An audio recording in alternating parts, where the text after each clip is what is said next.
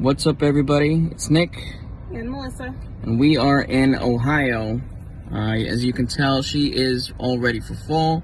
She's got the hoodies, the jeans. Me, I'm gonna be rocking t-shirt and shorts until we get our first flurry, because I'm in denial that fall's coming. But back to business now. We are here to pay homage to this resident spirit in our house, Karen. So come along on our journey as we delve into Karen's life. Welcome, everybody. We are in Akron, Ohio, and we are here because we're trying to go into the spirit that lives in our house's world. And her name is Karen, and she's from Akron, and she's in our world. So we wanted to go to Akron and kind of see some of these sites and significant places that were important to her. Karen was murdered in 1970, and it was a cold case until about 2 years ago. And a little more than 2 years ago, we started having activity in the house, and then my dad saw her, and he described her as, girl solid, and she was just standing there going through her purse. She was wearing like a uniform of some sort, and he said hello, thinking it was one of my friends, and she didn't look up or anything. The dog made a sound. He took his eyes off her, looked back up, and she was gone. So being in the field that we're in, we have access to a bunch of different mediums, and we had them connect to the house with no information given to the medium. And he made contact with a woman, and he described her exactly like my dad did. And through some paratherapy, we were able to get a first name and a last name. So we started doing research, and we found her.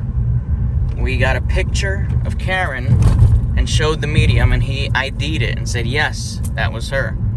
I showed it to my dad, and he confirmed that that's what she looked like. So she's been in the house. We've had some dialogue. She doesn't remember how she got to the house. I'm assuming maybe she followed us, because we've been in Ohio plenty of times doing investigations. Maybe she saw us, followed us. I don't know, or who knows, maybe she was in the house since before we moved in, and we just didn't know it, and, something happened. I don't know. But she is no harm to us. She wants to stay there, and she's basically keeping the riffraff out. Sometimes you'll have a stray spirit that's curious, that will come into a house, look around. Some of them may be looking for their own homes, and she'll chase them out. One time I was talking to Travis, and he saw a woman behind me, and so I panned the room, and he sees Karen yelling at her, and that was an altercation, and she kicked her out of the house. All right, so we're at our first stop right here, and this was Karen's. Snap a photo here. Who cares if we're creepers? This was Karen's parents' house, and she would come here and get her work clothes. She had 2 jobs, one at Red Barn, which was like a eatery, and the other one was at Lawson's, which was like a dairy store that ended up eventually turning into like Circle K's in the future. Go ahead. Snap a photo. Melissa was thrilled because she got to listen to a 10-hour Iron Maiden playlist. Isn't that right? That was a great time. It was a great time. Are we moving on? Alright, so now we're gonna go to her apartment. She used to walk every day from her parents' house to the apartment. And I think you gotta turn around. Tells you to go that way? Alright.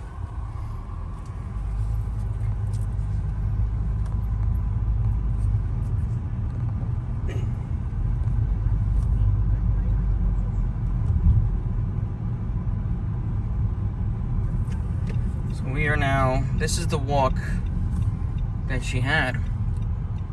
She'd walk this, go into her apartment complex.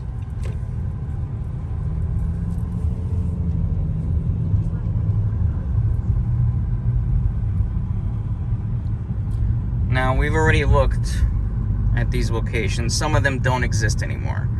Unfortunately, her apartment complex does not exist. It's an empty lot right now, but we still want to go. I mean, this was the path that she walked to her apartment complex.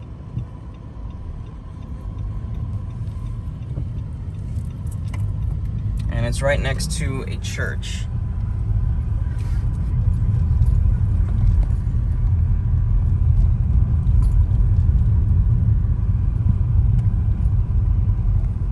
So we're about a third of a mile away. She never ended up graduating high school. I think she dropped out. When she had her daughter. When she had her daughter, she dropped out. Her daughter, Lori. She had her daughter at age 15. Age 15 is when she had her daughter. When she was murdered, she was dating a guy named Bill. I think it was like a month or so.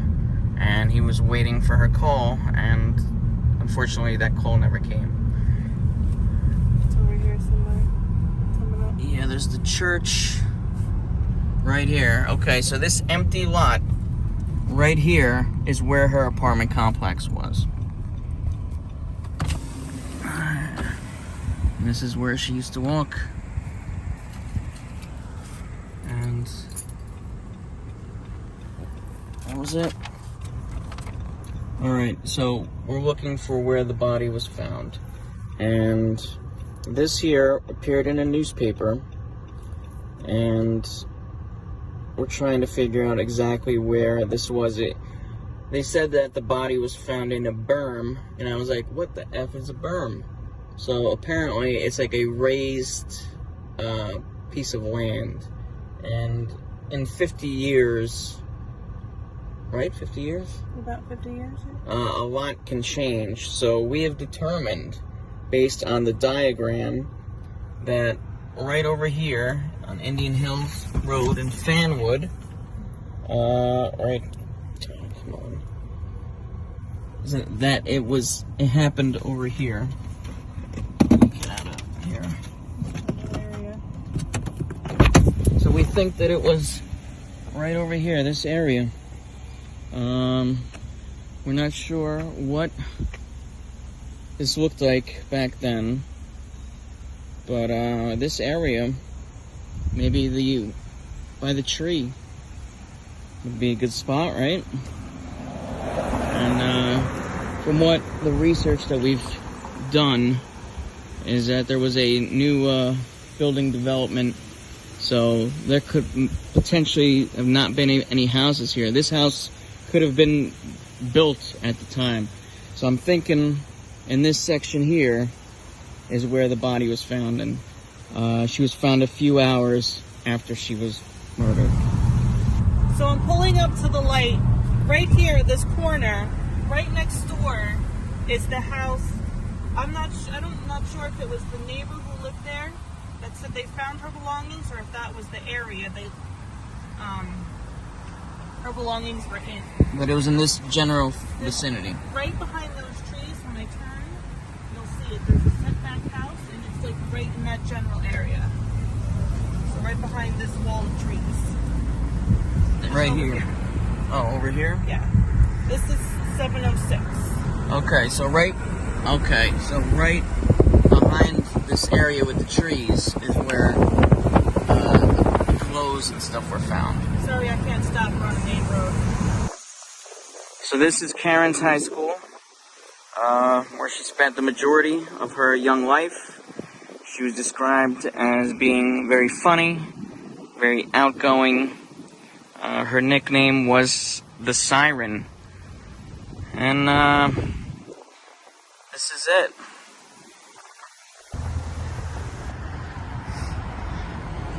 So this is where Karen's body was taken to. This funeral home.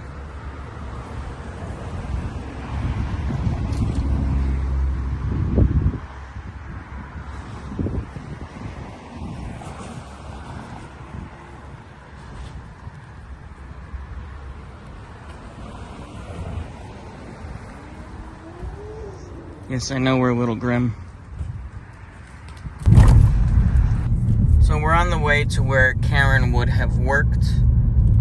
It was called Red Barn, which was just like a fast food place. Fast food place.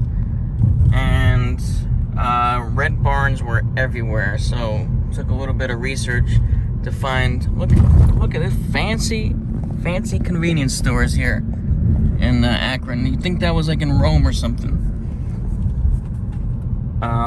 So it took us a little bit to research which one it was, and we found one of the newspaper clippings said that it was across the street from the hospital on East Market, and we were able to find it. But unfortunately, it is no longer there.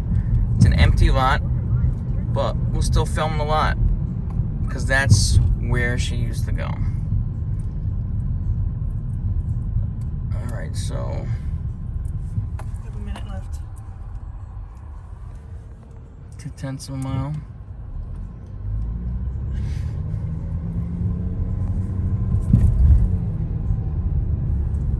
I know Melissa can't wait for me to put on that 10-hour Iron Maiden playlist again. I can't wait to go eat dinner because you're making me stop. Alright. Slave driver. Alright, up here.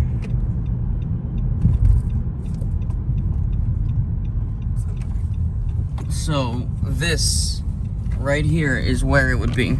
In the hospital. Oh, sorry, stop. Oh, you wanna... Okay. This parking lot is... Sorry. It was bumpy. It's not my fault. Film your parking lot. Jesus. These women drivers, let me tell you. Let's try that again. So that's where the hospital was, and on this property, which is now a parking lot for the hospital, is where the Red Barn used to be. And this is where she was abducted at. In this section, right on East Market Street. I'm guessing he went, maybe she was leaving work or going into work, and he must have taken her, put her into her car, and that was the last of, the last moments of Karen's life. So we're turning into Oakwood Cemetery in Akron.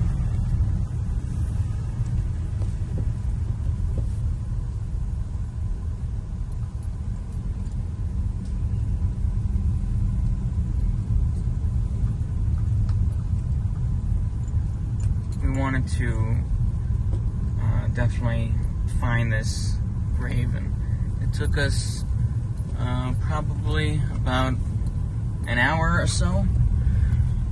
There was not much information listed on Find a Grave. They had her info and a picture of the grave, but no section, and this is 23 acres of cemetery. But Melissa was able to find the father. You found the father. Well, you found him online with the section, which is section Z. So we said, well, he's got to be, she's got to be buried next to him or near him. He wasn't, well, she wasn't in the same section, but we started looking in the surrounding sections, and that's when we were able to find Karen's grave. Grell is on the corner. Yep. Where? Right there. I'm just Okay. parking where you don't have to get out on the tree branch. All right.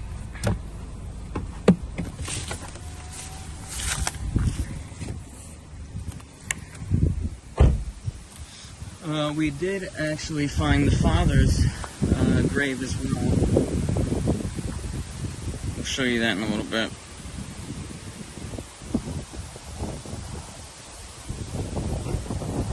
This was probably the main highlight of coming out here, just to pay tribute to her.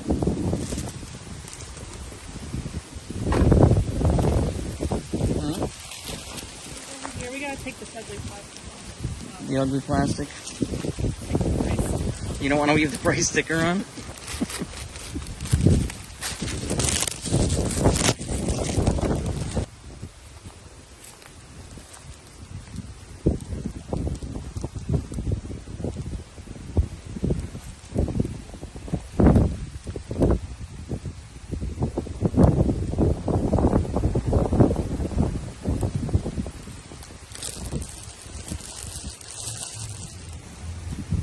So from this aisle, right here, going to where Melissa's standing is her father.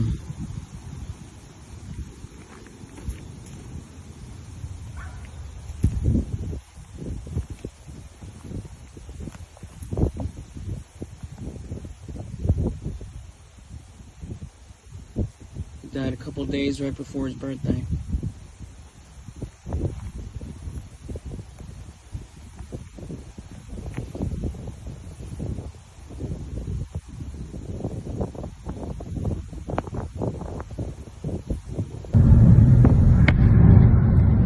For more information on Karen and the spirit in our home, check out Chasing Answers, episode 1.